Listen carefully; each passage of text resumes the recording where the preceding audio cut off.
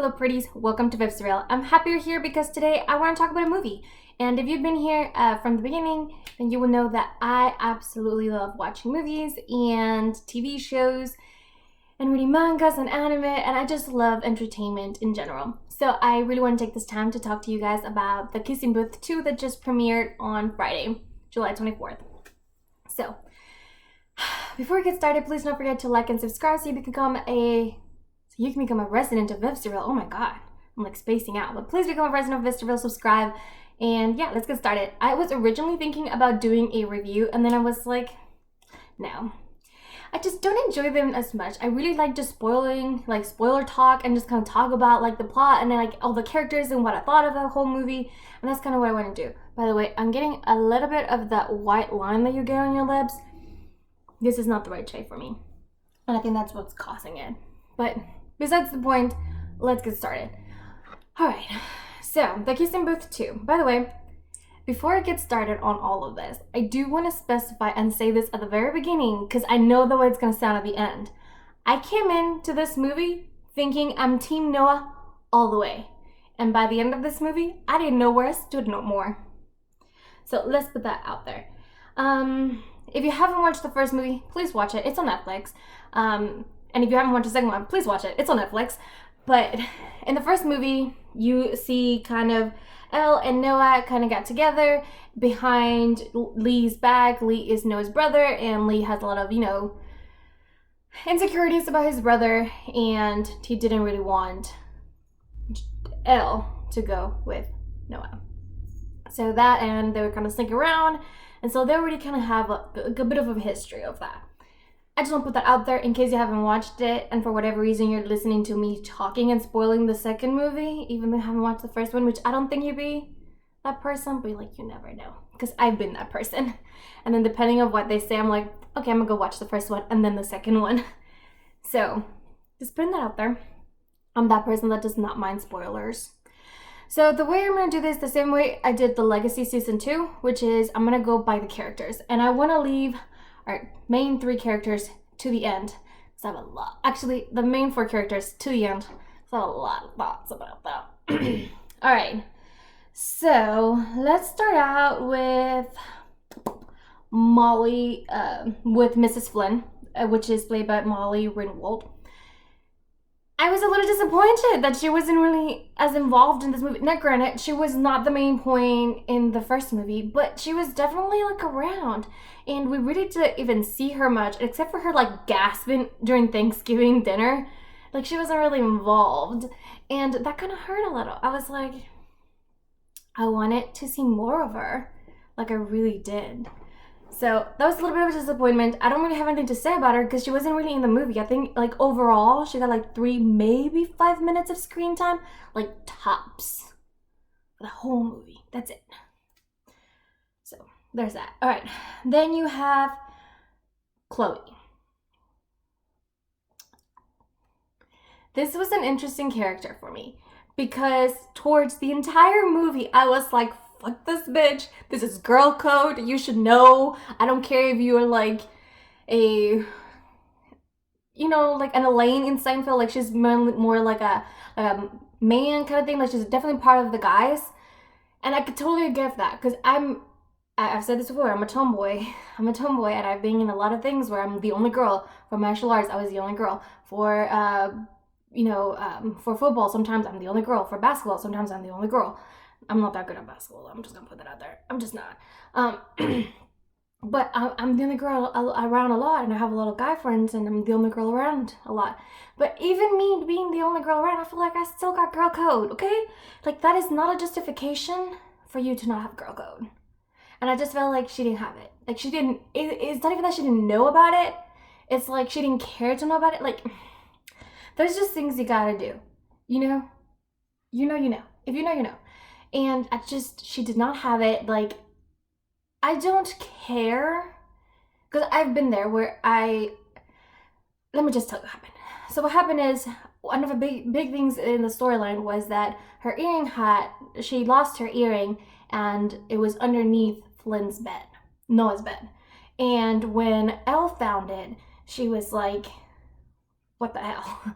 Because she already had a little bit of insecurities, just kind of seeing her around him all the time, them posting on Instagram together, and just like always hanging around each other. So she already had some insecurities about her, and Flynn knew this. And when she found the earring, she was just like, what the hell? And I can just say this, and I've been in a situation like she was in. I guess she got in a fight with her boyfriend, and so she decided to find somewhere else to be except for where she was at. And I guess I'm assuming she left with her boyfriend, because otherwise I don't know why you would be at your friend's house. But again, I've been in a similar situation, not with a boyfriend, but like I had a roommate whose boyfriend pretty much lived with us, and they were constantly fighting with each other. So instead of me being at my house, because I didn't want to hear them fighting all the time, I would go to my guy's friend's house and just kind of pass the time, a couple hours, until I knew that either calm down or that one of them would have gone to sleep. And then I would go back to my house.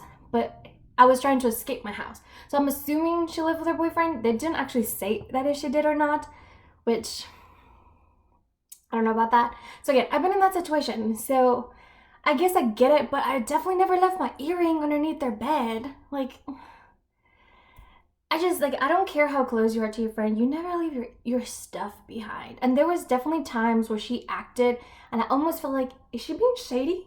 And I kind of questioned her. And it wasn't towards the end where they're like, I really want to have a similar, Flynn said this, I want to have a similar relationship to what you and Lee have, but with Chloe. But this was never specified to Elle. So I was like, and Chloe and Elle never had like a one-on-one where this could be clarified. And I get it, Chloe's like this, has a, like an English accent, and she's pretty, and she's like been all around the world, so, she's more cultured, and she just feels a little insecure, and she just really needed her man to like back her up, and she didn't. And that aside the point, I'm still a little disappointed about Chloe, because if you're this cultured older lady, older woman, and even you would know, and I feel like you would have said something to Elle, but you never did. So, I have feelings. She did kind of help them out at the end, so that's kind of a redeeming quality. I just feel like Elle and Chloe needed to have a one-on-one, and they never did. And I feel like, why would you show up to a guy's parents' Thanksgiving dinner, a brand new friend you just met a couple months ago when you started college this November, it's Thanksgiving, and now you're going to his family, you're flying across the country to go to this guy's family dinner, Thanksgiving dinner, which his girlfriend's gonna be there, or you think she may be there, and you don't even think about maybe talking to her about this? Come on, girl. So I got a lot of thoughts about Chloe. I don't know how I feel about her. Definitely some mixed feelings. Come on, guys. I'm starting to hurt my back. So I got close, but my back's starting to hurt. All right, so next is Marco. Okay, did anybody else think that the guy that plays Marco, which is Taylor Zacher Perez? I don't know how to pronounce that middle name, but Taylor Perez, and the guy that plays Noah Flynn, which is Jacob Elordi, look so similar. It was ridiculous. Like, their jawlines were almost the same. They had similar noses, lips, eyes, eyebrows. I mean, if it wasn't because Taylor's literally more tan and he can speak Spanish, like, I was questioning myself. Also, I didn't realize that Jacob was taller until they had a scene together. But Jacob was taller than Taylor, but only slightly. Elle still looks so tiny compared to both of them. But him, I was just, they look so similar. It kept tripping me up, like, so badly. I gotta say, and this is why I wanted to make my disclaimer at the beginning of the movie, I am not sure I am Team Noah no more. I definitely was at the beginning of the movie, but by the end of this movie, I was like, damn, Marco, I got the second male lead syndrome so bad with you. He was so charismatic. He was so cute. He was definitely, they had this kind of rivalry between him and Elle, and I really enjoyed it. They had great chemistry between the two of them. I was just like, Jesus, make a baby already. It was so intense between the two of them, but in a very like cutesy and romantic kind of way. It was really funny to watch their interactions and just kind of see them kind of struggle a little bit. I really liked Marco, man. And I do think that Elle kind of string him along, and I feel a little bad for him. But even after all of that, he still was not really mad at her because he knew the situation to a degree. And at the very end of the movie, Marco's kind of staring at Elle and Noah, and one of his friends is like, man, don't worry about it. She's not even worth it. He's trying to like pep him up. And then as his friend walks away, she's like, but she is. He still has feelings for her. He still thinks it's worth the time. They're complete opposites in their mentality about a lot of things, but that's kind of what makes them work. Whereas Noah and Elle, I feel like, are too similar in certain things. And that's where it's the whole thing's like, opposites attract. I'm like, I totally get it. And if your boyfriend's across the country, and you think he's cheating on you, and this gorgeous guy that makes you laugh and is there for you, and he's making the effort, man, that's gotta be tough. And I said this in my review of To All the Boys I've Loved Before, the second movie. What is it? P.S. I Still Love You. I said this. Everyone is under the concept. I feel like rom-coms in general have this misconception of making people believe that once you're in a relationship, and a committed relationship, and you're in love with somebody, that you no longer feel anything for nobody else. Like, you're no longer going to feel attracted to nobody else. You're no longer going to have crushes on nobody else. You're never going to be tempted because you're fully committed and you're in love, and that's that. But that is so untrue. So far from the truth. Yes, I've been in a committed relationship. I've been in a committed relationship for 3 years. I've never once cheated. But there's always temptation, and it's just, there's always an opportunity for something to go wrong, and that's where you have to trust your partner and be there 100%. And I feel like if I was in Elle's shoes, it would be so difficult to keep it together. Especially if I thought my man was cheating. First off, I'm a Latina. If I thought my man was cheating, I would be in jail. I would be in jail. And I'm not even the jealous type. It's just the fact that you lied to me. That's what bothers me. Because I'm pretty open about this. In my normal life, you completely might disagree with me. You might completely hate me for saying this. But I don't completely hate the idea of an open relationship. And I brought this up to my boyfriend. It's just not the right fit for us. But even if we were in an open relationship and we were open about like how and when we would be cheating, not cheating, but if we were to have like another individual in a relationship, like how would that work?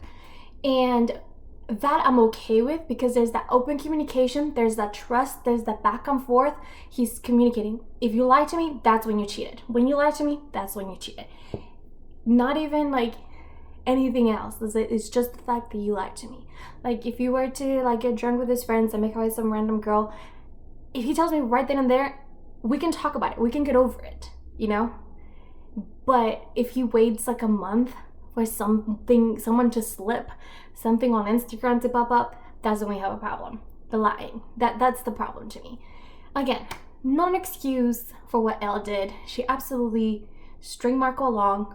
I feel like she kind of played with him a little bit, and she kind of was feeling it too on her own way. She was definitely feeling for him, falling for him a little bit. You can still be in love with somebody and have crushes. And I think she had a crush on him while still 100% being in love with Noah. But her not knowing where she stood with him and kind of keeping her distance from him to try to protect herself definitely gave that opening for Margot.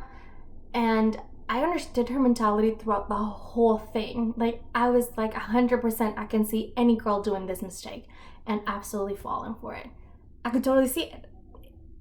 I can see it happening. I feel your emotions. I know, I'm not saying it's right, but I know where you're coming from. So I get it. So Margot, he's the one character that I truly felt sorry for in this whole scenario. I really feel bad for Margot. And he was so charming. He was so good for Elle. I almost kind of wish her and Elle were together. So there's that. All right, moving on to Rachel. Oh dear Rachel. So Rachel is Lee's girlfriend. They've been together for about a year, about to be a year. And, you know, I don't think I can talk about Rachel without talking about Lee. So let's just combine both of them. We're talking Lee and Rachel together right now. This is what's happening. Lee and Rachel got on my last nerve. I couldn't stand it. And it was honestly the fact that Lee was just being such a coward. He is obviously loves Elle. I mean, they said in the first movie they've been raised as twins. If this is my twin, who is the closest person in my entire world, this is who I know I cannot be without. And then this is my girlfriend, somebody that I want to be in love with and truly be in a committed relationship with. And he was having a hard time, I guess, deciding between the two. But I just feel like if he was just honest with Elle, he wouldn't have to have decided between the two. Elle would have given him the space. I would have made it work. Lee was straight up an asshole to Rachel. When she showed up to the Halloween party as the marshmallow of the s'more, I wanted to kill him. I felt so bad for her because you can tell she did not want to be the marshmallow. She did not want to be in a s'more. She did not want to be a 3-person couple outfit. And then seeing her boyfriend show up to the Halloween dance instead of matching her, but with her best friend when they made a last minute change. Oh my God, no. That's horrible, absolutely horrible. Now, what I am upset with Rachel about is that she took it out on Elle when I felt like she needed to have that conversation with Lee. And this is a misconception that happens a lot of times in relationships. Let's say that there's this couple, they're cheating on each other, and then you find out that your boyfriend's having an affair with this other girl, right? Or he's been sleeping around with some other girl. Why do women always go to the other woman instead of approaching the guy? The other woman might be in the same boat as you, or she may not know either. So you really have to go to the person who made the conscious decision of lying to you. Because the other girl might not even know who you are. Now, I'm not saying that there isn't some horrible people out there that are fully aware that somebody's in another relationship and they just don't care and they still go through with it. Because I feel like if you have knowledge of it, you could have stopped it. But even if that's the case, the individual who made the conscious decision of lying and doing that, deceiving is the one at the wrongdoing. And that's the person who you should be talking to. And I think this was a clear example of that where, at the Thanksgiving dinner, Rachel was talking to Lee and was like, Lee, Rachel was talking to Elle and he's like, Elle, don't act like you don't know. Lee already told you to give some space. And then Elle is like, what the fuck are you talking about? And I was just like, nobody told me anything. I didn't know that you wanted space. This is girl code. I feel like you should have read it because the way they made it seem in the movie, it was not by any means hidden that Rachel was unhappy. Like, it was pretty obvious she wanted some space. And that's where girl code, common sense, kind of filling people out. You should have known that, but whatever. I'm gonna let that go. Because really what annoyed me is that she kept taking her anger out on Elle instead of communicating to Lee. Now granted, this is where I think Lee really fucked up by keep lying and deceiving and telling her, like, yeah, I talked to her about it, but didn't actually do it. So then it's obviously gonna it's gonna have some kind of feeling into Rachel. Because like, well, you told me I trust you, you're my boyfriend, and you told me you did this, and she's still not respecting her boundaries, then yeah, I'm gonna be upset at you. But I just feel like the way it was handled was completely wrong. And I don't know if you've heard this statement, but women empower one another, girls tear each other down. And I feel like Rachel was more of a girl that moment instead of a woman. So I'm just gonna say that and move on from both of them. I have a lot of feelings about Lee, and I'm gonna just move on because it's not even worth it. Just not worth it. Also, pretending to have his ankle broken, like, come on, man. What up? All right. This is it.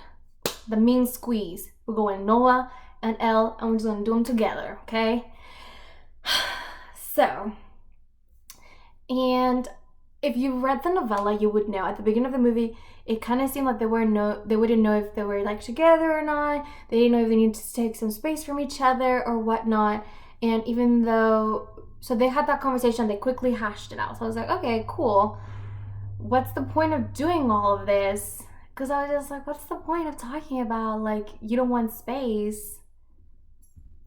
I just felt like that was unnecessary plot in the storyline, but whatever. Let's move along.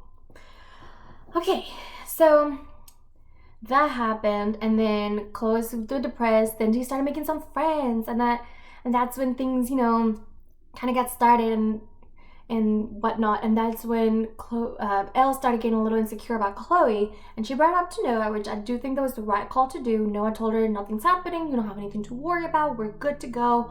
It's nothing like that. But she was like, okay, all right, cool. And then she fast forward to whenever she goes on her trip, and then she meets Chloe, and I think to a degree Elle looks up to Chloe and is like, I kind of want to be that kind of girl that can get along with somebody so well and whatnot. And I think she felt intimidated, right? Not to say that she didn't admire her or whatever, but she just felt intimidated, and her feelings were invalidated by no one. That kind of stopped her in a sense as to like what to do and not to do. And I feel like that trip was bad. And then after all of that happened, as she's trying to leave, she finds that earring, and I feel like that just like really set her off, her insecurities. And then she gets a text message from Chloe, and then what it is, it's kind of seems like they're kind of flirting with each other. And I think that's just her sense of humor, but it seems like she's flirting and she just doesn't know what to think of it. So she just leaves upset, not sure what to do. And I think everything after that just kind of escalates.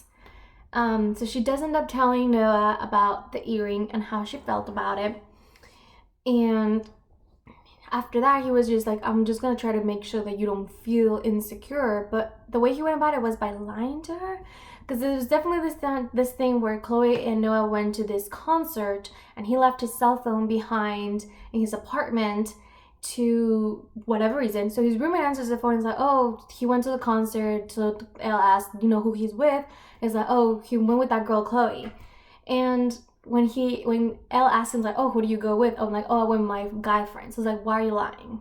But like, why are you lying? You don't need to lie. Like, there was no need for the lie.